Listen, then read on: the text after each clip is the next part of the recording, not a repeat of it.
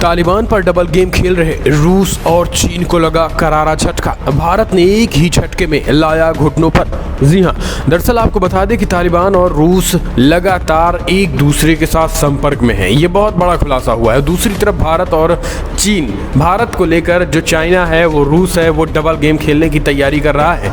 लेकिन मोदी सरकार के एक फैसले ने अंतर्राष्ट्रीय मंच विश्व बिरादरी में न केवल चाइना और रशिया को एक्सपोज कर दिया, बल्कि तालिबान पर भी कड़े और बड़े प्रतिबंध लगने शुरू हो चुके हैं। पाकिस्तान ने जो समर्थन दे रहा था लगातार तालिबान कर, उस पर तो विश्व बिरादरी में भी पूरी तरीके से उनके कहीं न कहीं रिश्तों पर एक बार फिर से रिव्यू करना दुनिया भर के देशों ने शुरू कर दिया है। इसी के देश अभी हमने आपको बताया कि कैसे यूरोपीय यूनियन ने पाकिस्तान पर के खिलाफ प्रस्ताव भी पारित कर दिया है। वो तो हम आपको बताएंगे कि पाकिस्तान पे क्या क्या स्ट्राइक हुआ है। लेकिन तालिबान पर डबल गेम खेल रहे रशिया और चाइना कैसे पूरी तरीके से मंच पर, विश्व बिरादरी के मंच पर एक्सपोज हुए हैं, पहला, और दूसरा किस तरीके से धाराशायी हो चुके हैं, वो इस बात से समझिए। दरअसल अफगानिस्तान में तालिबान सरकार को लेकर रशिया और चाइना पिछले काफ़ी दिनों से कभी कभी तालिबान की आलोचना करेंगे, तो ऐन जो मंच होगा, मेन मंच पर, वो तालिबान का समर्थन कर देंगे।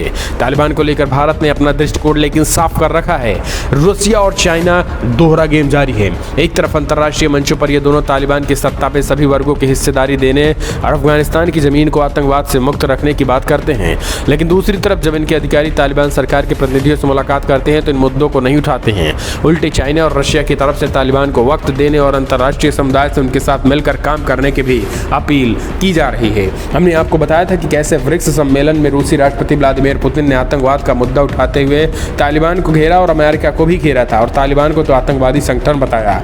लेकिन वहीं जब SCO की बैठक अभी हाल ही में हुई तो वहाँ पर उन्होंने पलटी मार दी थी। हालांकि आपको बता दें अब इनकी पोल खुलती नज़र आ रही है, और इसी पोल खुल चुकी है, और इसी पोल खुलने के बीच में चाइना भी एक्सपोज हो चुका है। तो दोस्तों, दोनों देश एक्सपोज हो चुके हैं जो ये डबल गेम खेल रहे हैं तालिबान को लेकर। अब लेकिन सबसे बड़ी खबर ये आ रही है कि भारत सरकार के एक ऐलान के बाद इनके घुटनों पर आ गए हैं और उनको बड़ा झटका लगा है। दरअसल मोदी सरकार आतंकवाद को लेकर पहले से ही आतंकवाद को लेकर जीरो टॉलरेंस की नीति अपना रहे हैं। इसी को देखते हुए मोदी सरकार ने पहले ही कहा था किसी भी कीमत पर हमें आतंकवाद को बढ़ावा नहीं देंगे, और आतंकवाद और रेडिकलाइजेशन, कट्टरता जिन जिन देशों में होगी हम उसका मजबूती के साथ मुकाबला करेंगे। अब भारत सरकार ने पूरी तरीके से, तालिबान एक तरफ कब्जा कर रहा था तो भारत ऐसा नहीं है कि बैठ कर देख रहा था, दुनिया भर के उन देशों को एकजुट कर रहा था जो आतंकवाद के खिलाफ लड़ाई में भारत के साथ हैं, और जो आतंकवाद से कहीं ना कहीं एक तरीके से उन पर आतंकवाद का चोट हो चुका है। दोस्तों, रसिया में अभी कोई बहुत बड़ा टेररिस्ट अटैक नहीं हुआ, इसलिए अभी रशिया समझ नहीं आया है। चाइना में भी इस तरीके के कोई आतंकवादी हमले नहीं हुए, इसलिए चाइना को भी समझ नहीं आ रहा है। अमेरिका को भी समझ नहीं आता था, लेकिन जब अमेरिका में 2001 में जब हमला हुआ तब अमेरिका को भी समझ आ गया कि भाई आतंकवाद की कुछ चीज़ होता है। फ्रांस में आए दिन आतंकवादी हमले हो रहे हैं तो फ्रांस को भी समझ आ रहा है। ब्रिटेन में भी फ्रांस आतंकवादी हमले हुए हैं। तो ये सारे देश एक तरफ से समझ चुके हैं। यही कारण है कि तालिबान पर अटैक कर रहे हैं और उन पर सैंक्शन लगा रहे हैं। सबसे बड़ी बात यह है कि मोदी सरकार की जो बड़ी जीत ये हुई है कि यूएन में अध्यक्षता में जिस तरीके से आतंकवाद के लेकर अफगानिस्तान और तालिबान को घेरा और कह दिया कि अगर आतंकवादियों को लेकर अफगानिस्तान की ज़मीन का इस्तेमाल होगा तो तमाम जगहों पर प्रतिबंध लगेगा, और वही प्रतिबंध लगना शुरू हो चुका है। मोदी सरकार, भारत सरकार और भारत के प्रतिनिधि द्वारा यूएन में कहे गए उस बयान के बाद IMF से लेकर के वर्ल्ड बैंक तक, अभी वर्ल्ड बैंक से लेकर UN तक तमाम मानवाधिकार संगठन हो या फिर वो आर्थिक रूप से फंडिंग करने वाले संगठन हो, सब ने तालिबान पर एक सुर में ताबड़तोड़ झटके देना शुरू कर दिया है। तो ये कहीं ना कहीं हम कह सकते हैं कि एक बड़ा झटका है तालिबान के लिए। इस बीच तालिबान ही नहीं, चाइना जो उनके वित्त पोषक बन रहे हैं, इन दिनों कटोरा हाथ में तालिबान के है और चाइना डाल रहा है उसमें पैसे।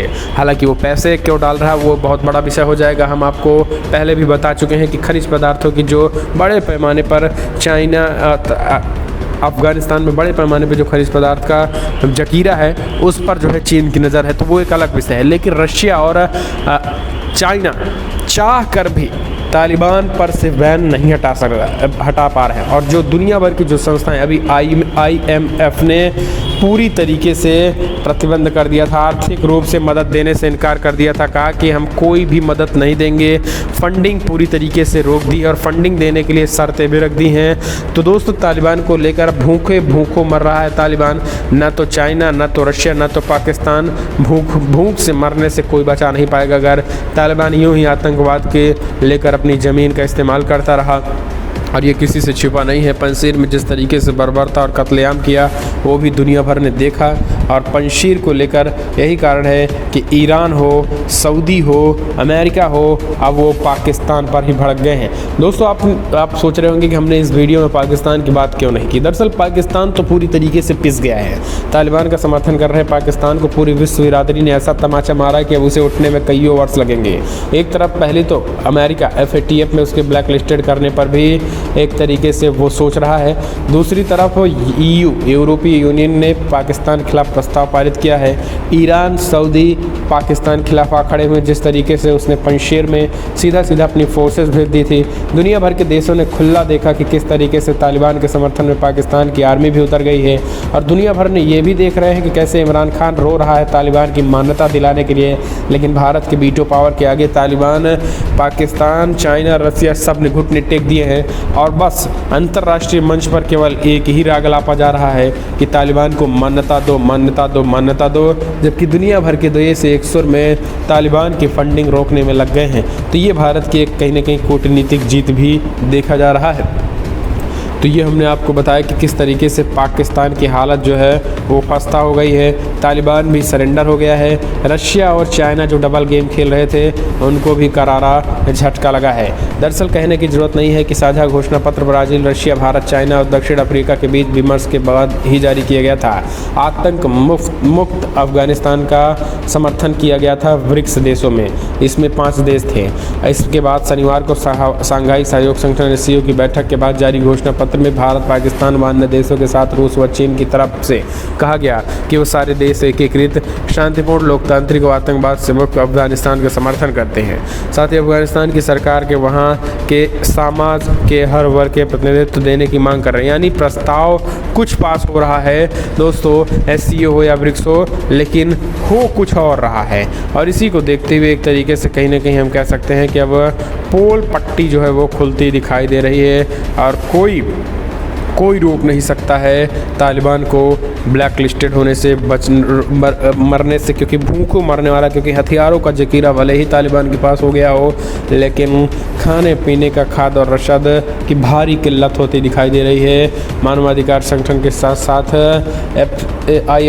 FP ने भी बहुत बड़ा अलर्ट जारी कर दिया और उन्होंने कहा है कि आने वाले समय में बड़े पैमाने पर लोग मर सकते हैं। तो अंतर्राष्ट्रीय संस्थाएं लगातार अलर्ट जारी कर रही हैं।